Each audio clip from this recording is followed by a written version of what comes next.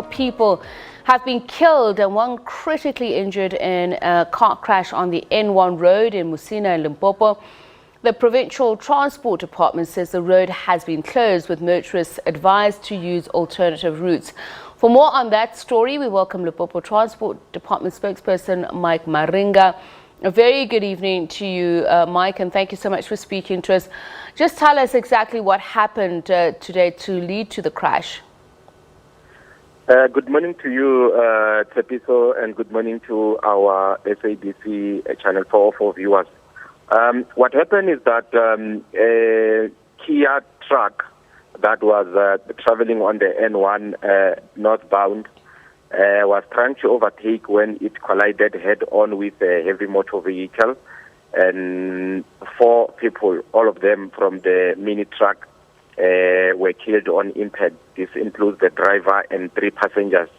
The driver of the heavy motor vehicle escaped with serious injuries, and that led to the closure of the road for some time when emergency personnel were trying to retrieve the bodies and also to clear parts of the road.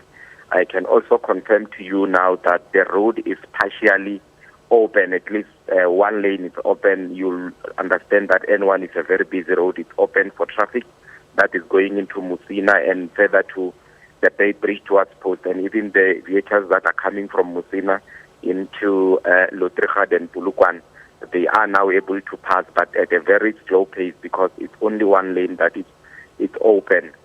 So that's what we have for now, and the situation remains the same. We are just urging our motorists who are using the N1 to exercise extra caution on that road, because it will take a bit of time for them to pass through the accident scene. So they should bear with us and also be cautious so that we do not experience any further crashes. Just with regards to the road itself, I know the N1 it does have some difficult patches.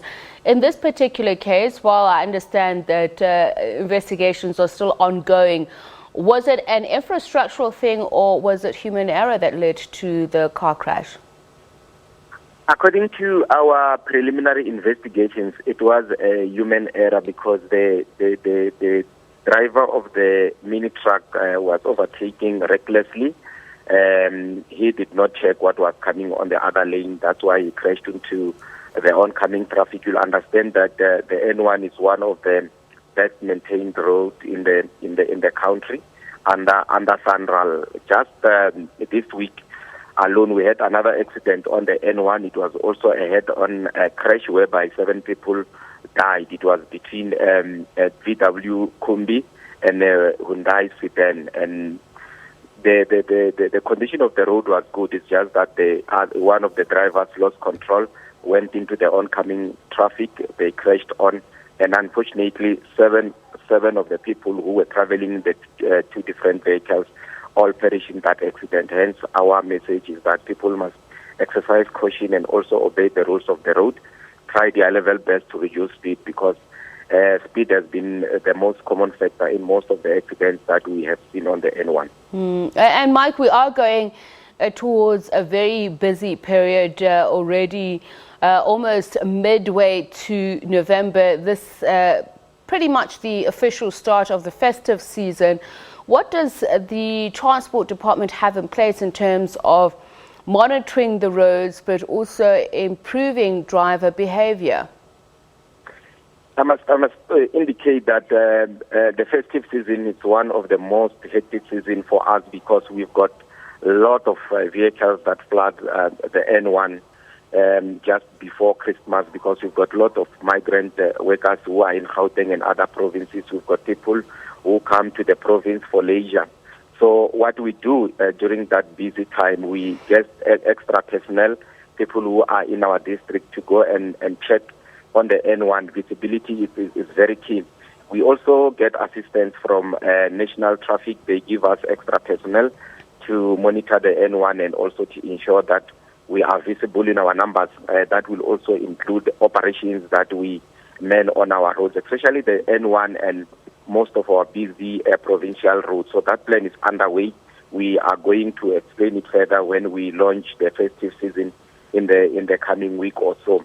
So we are urging our motorists to at least work with us. We want this festive season to have lesser fatalities than what we experienced in the other years. So personnel we have on the ground will add more if we need to, and then our motorists must or road users must work with us to ensure that we achieve what we are planning to.